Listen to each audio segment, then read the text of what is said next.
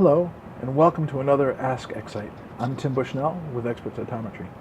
Today's question comes from Athena, and Athena asks, how does the size of my cells affect autofluorescence? That's a great question, Athena.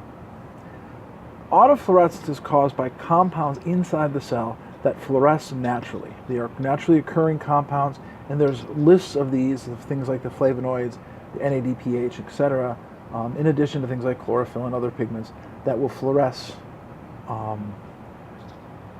And the amount of that compound in your cell is generally considered proportional to the size of the cell, the volume of the cell. So if you think about it, a cell that's 1 micron in size will have a certain amount. If you double the size of the cell, so you go from 1 micron to 2 microns, the volume of the cell is going to increase by the cube of that value.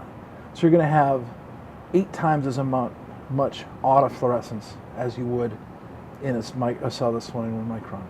If you want to prove this to yourself, just take cells, gate on the lymphocyte population of unstained cells, draw a gate at the bottom 5% of the forward scatter and the top 5% of the forward scatter, and then look at the fluorescence background in FITC. You'll see a difference even in that homogeneous population based upon the size of the cells. So autofluorescence exists, it's there, it's proportional roughly to the size of the cell. Larger cells have more autofluorescence. Don't worry about it, design your panels around it. Consider moving to far red detectors if you're having issues measuring cells in the autofluorescent channels.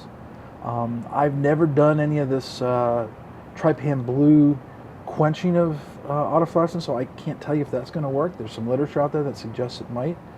But again, I tend to design my panels around that. But that's what autofluorescence is affected by the size of the cell. So thanks for another Ask Excite. Until next time, be sure to keep up with your flow cytometry best practices right here with your friends in Flow. That's Tim, me, and Team Excite.